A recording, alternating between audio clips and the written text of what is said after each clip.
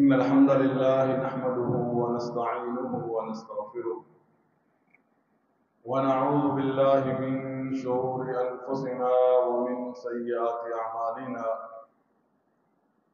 من يهده الله فلا مضل له ومن يضلله فلا هادي له، وأشهد أن لا إله إلا الله وحده لا شريك له، وأشهد أن محمدا عبده ورسوله صلى الله عليه وسلم. أعوذ بالله السميع العليم من الشيطان الرجيم. بسم الله الرحمن الرحيم.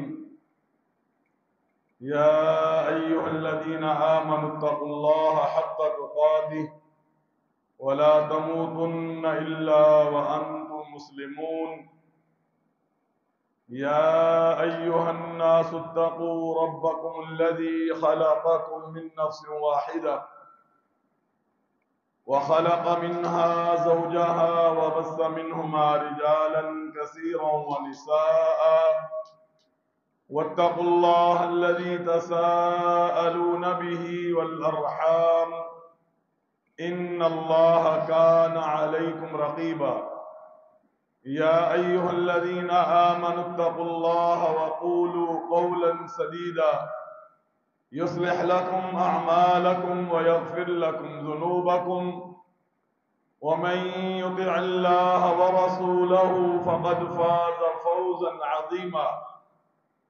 أما بعد فإن خير الحديث كتاب الله، وخير الهدي هدي محمد صلى الله عليه وسلم، وشر الأمور محدثاتها وكل محدثة بدعة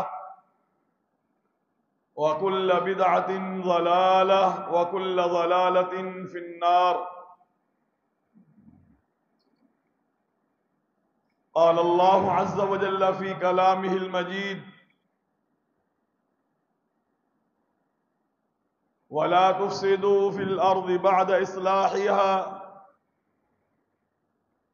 وادعوه خوفا وطمعا إن رحمة الله قريب من المحسنين. قال الله عز وجل في مقام آخر: وأنيبوا إلى ربكم وأسلموا له من قبل أن يأتيكم العذاب ثم لا تنصرون واتبعوا أحسن ما أنزل إليكم من ربكم من قبل أن يأتيكم العذاب بغتة وأنتم لا تشعرون. ہر قسم کی حمد و ثنا، تعریفات، تمجیدات بزرگی اور کبریائی کے لائق اللہ وحدہ لا شریک کی ذات اقدس ہیں،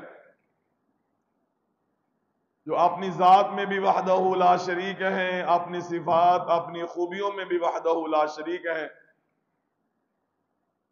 ہر قسم کی عبادت، قولی، فعلی، مالی، بدنی، یا ایسی عبادت جو ان سب سے مل کر کے وجود میں آنے والی ہو، معمولی سے معمولی یا بڑی سے بڑی عبادت، وہ صرف اور صرف ایک اللہ رب العالمین کا حق ہے۔ ہر قسم کی عبادت اللہ کے لیے خاص ہے۔ انگنت لا تعداد درود و سلام نبی جنا محمد صلی اللہ علیہ وسلم کی ذات اقدس پر، یعنی اللہ رب العالمین نے اس کائنات میں بسنے والے لوگوں کے لیے راہبر و رہنما بنا کر کے مبعوث فرمایا، جنہیں اللہ رب العالمین نے اپنی شریعت، اپنا دین دے کر کے اس دنیا میں رہنے والے لوگوں کی بہتری کے لیے، فلاح اور کامیابی کے لیے، ان کی آخرت کو بہتر بنانے کے لیے، ان کی دنیا کی زندگی کا مقصد اور ہدف بیان کرنے کے لیے اللہ رب العالمین نے بھیجا۔ اور اس پیغمبر نے، جناب محمد الرسول اللہ صلی اللہ علیہ وسلم نے اللہ کے پیغام کو کما حقہ لوگوں تک پہنچایا۔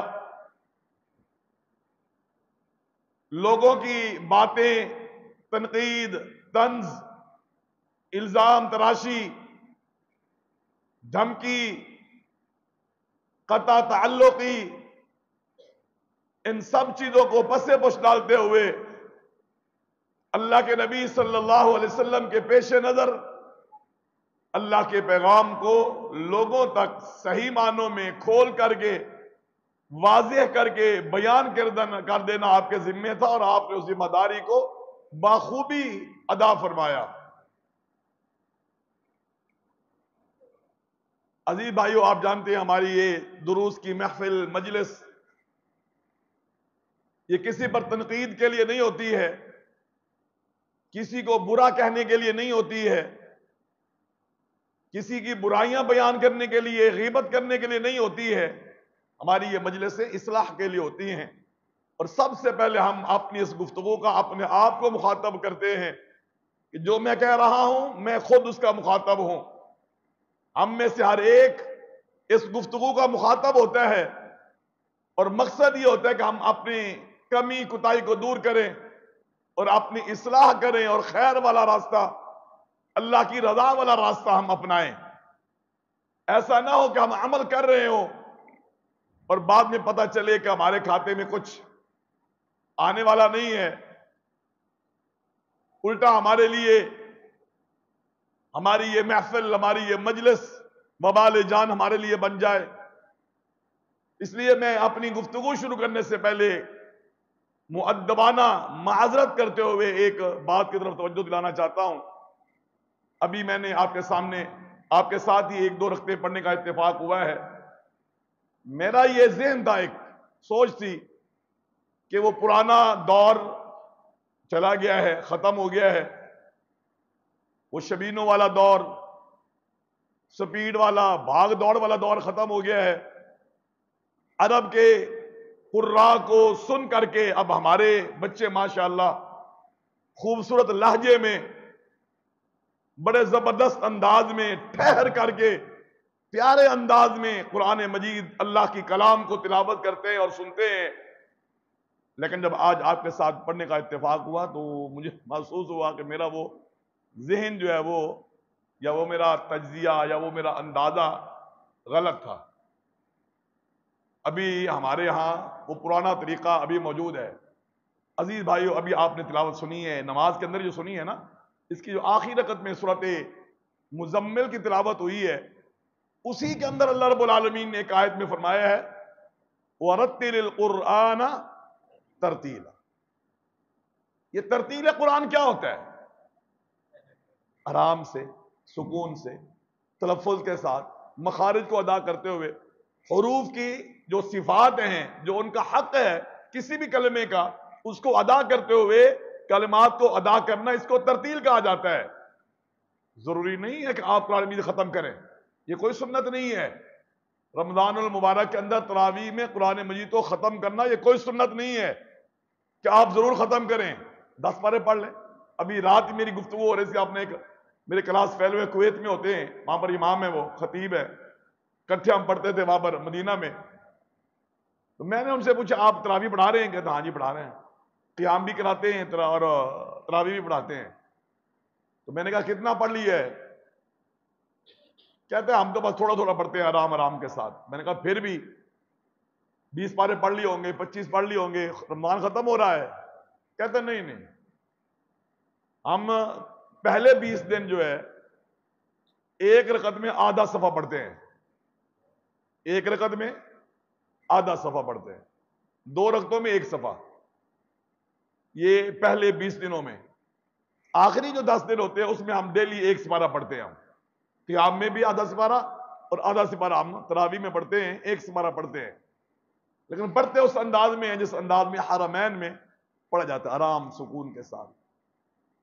تو میں نے کہا آپ تو ختم نہیں کرتے؟ کہتے نہیں ہمارے ہاں ختم والی بات کوئی نہیں ہے، مکمل والی بات ہمارے ہاں کوئی نہیں ہے، جتنا ہو گیا بس ٹھیک ہے، لیکن پڑھیں آرام سے، سکون سے، اطمینان سے۔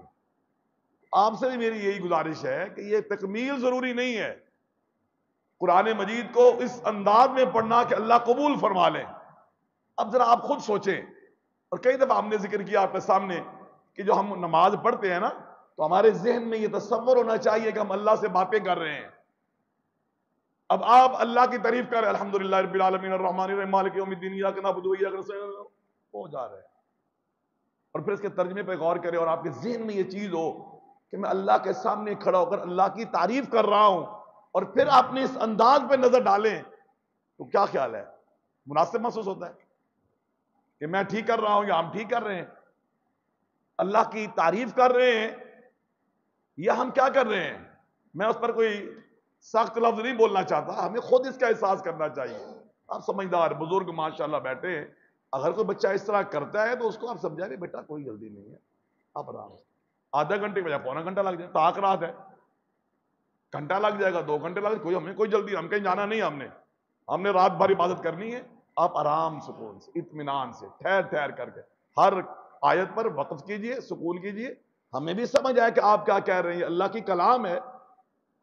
اور اللہ کی کلام، ایک عالم کا، ایک بزرگ سلف صالحین میں سے کسی کا مجھے نام بھولا ہوا ہے، ان کا قول ایک ہے کہ جب میرا دل کرتا ہے کہ میں اللہ سے باتیں کروں، اپنی باتیں اللہ کو سناؤں، تو میں نماز پڑھتا ہوں.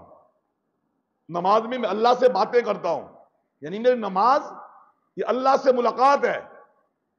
میں اللہ سے باتیں کر رہا ہوں، اللہ تیری میں تعریف کر رہا ہوں، تو مالک ہے، دنیا کو بنانے والا، ہر ایک کو پالنے والا، رحمان ہے، تو رحیم ہے، مالک یوم الدین، اللہ تو جزا سزا کا دن کا مالک، اختیار تیرے پاس ہے. میں تیری بندگی کرتا ہوں، صرف میں تیرا ہوں، بس مصیبت پریشانی میں صرف آپ سے مدد. اللہ سیدھا راستہ رہنمائی فرمانا، اس پہ قائم رکھ مجھے، اگر کہیں پر کمی کوتاہی اس کو دور فرما، مجھے نیک لوگوں کا راستہ دکھا، برے لوگوں کے راستے جن پر تیرا غضب ہوا، جو بھٹک، اللہ مجھے اس سے دور فرما. آرام سے میں اللہ سے باتیں کر رہا ہوں، اور جب میرا جی چاہتا ہے میں اللہ کی باتیں سنوں تو پھر میں قرآن پڑھتا ہوں، اور قرآن میں یہ اللہ کی کلام ہے تو اللہ کی باتیں میں سنتا ہوں. تو ہمیں بھی یہ قرآن مجید، میں پھر گزارش کر رہا ہوں، اس کو ختم کرنا ضروری نہیں ہے.